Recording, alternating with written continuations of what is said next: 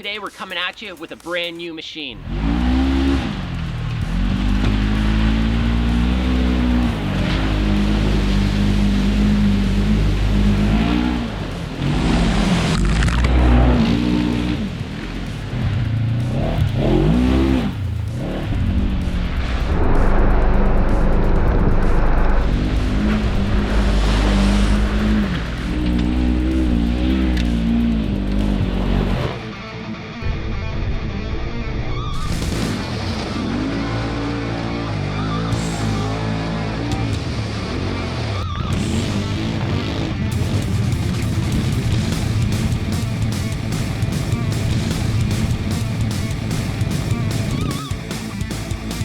The new 1000cc utility machine from Segway Powersports. We're going to tell you a little bit about it. We're going to take it for a little rip, and we're going to do a quick little overview of what this machine has to offer and how it performs. I've gotten the chance to spend some time behind the wheel of both of these units over the last few weeks, and my overall impressions so far are quite positive. It's a peppy machine, it's got a lot of torque, it's quite responsive. Before we go for a rip in these things, let's go over just some of the basic features. You can see it's got a dump box with a nice tailgate.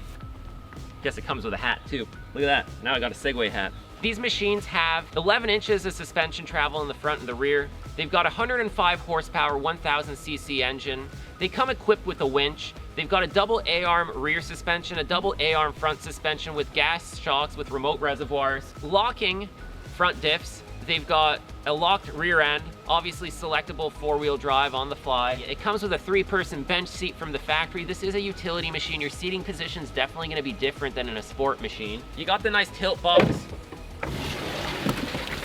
It works. Under the tilt box, you got the engine. I believe the capacity of this dump box is somewhere in around 1,000 pounds. There's some heavy-duty tie-downs in the corners. The tailgate self-latches. And it all feels really sturdy. There's a nice step on the rear bumper here. Got 27-inch tires on a 14-inch aluminum rim. It comes well equipped. It's got a rear bumper, it's got front bumpers, it's got everything you need to get out on the trail and get some work done. So the seats are comfy. The cabin is quite spacious. I'm 6'4". I got plenty of legroom here. There's a lot of cool features on it. If you watch the previous video we did of the Segway Villain, you'll notice it has the same gauge cluster as the Segway Villain. A nice high-resolution LCD display with a full digital readout of everything you need to know. Looks really good. The fit and finish of this machine is quite good. As you can see, it's got the 3-person bench seat in the front here. Nice storage box built into the backrest of the middle seat here. And it's all sealed. It's got a nice big glove box. There's also a lot of storage shelves underneath the dash. There's a storage cluster in the middle here too. And on upgraded models in the future, I believe these are also going to come with an LCD screen here for your GPS. The toggle switches here. You got a 12-volt plug. Your shifter's up here. It's a nice unit. Everything looks on par with the other manufacturers that are already creating these machines.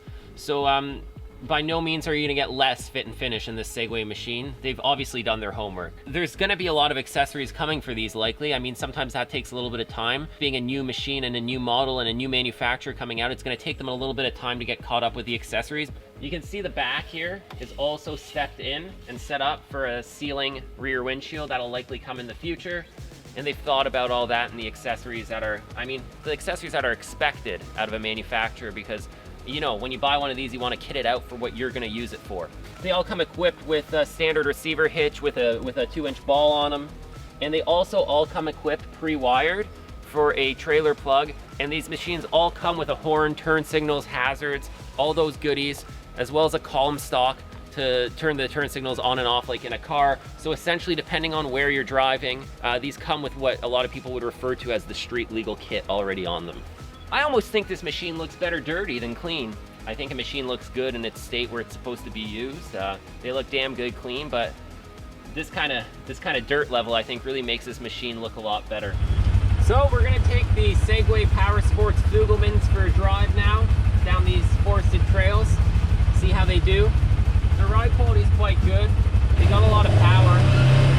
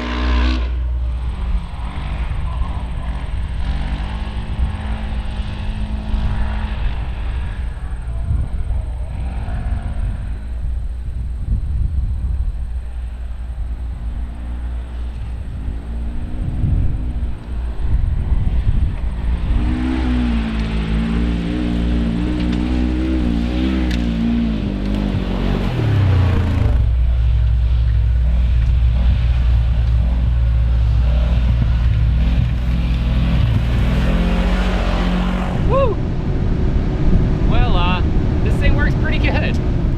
I mean, don't kid yourself. It doesn't have the same kind of suspension as the Villain, but I mean, hey, it's not made for that either.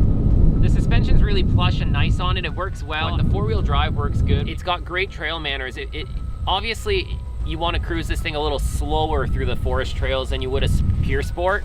And as long as you kind of don't overdrive it, it handles really good and it's really comfortable. But once again, remember, this is a workhorse.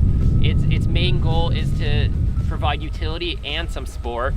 Whereas like you look at a Villain, where it's pure sport, its goal is to provide, you know, adrenaline.